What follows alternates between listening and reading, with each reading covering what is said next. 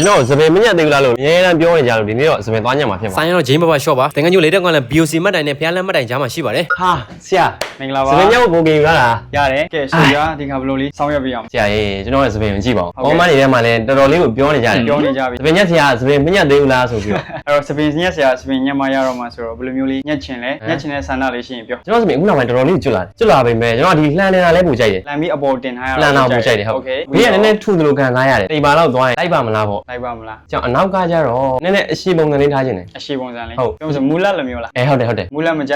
မူလက်မကြပေါ့မူလက်မ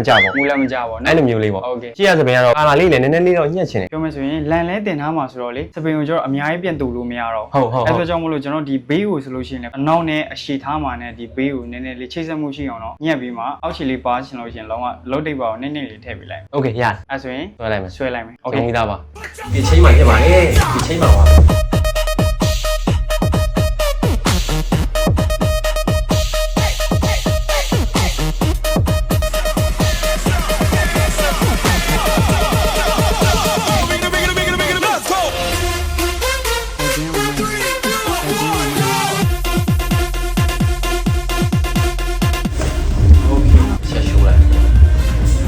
ဝါဘယ်လိုလုပ်လိုက်တာလဲ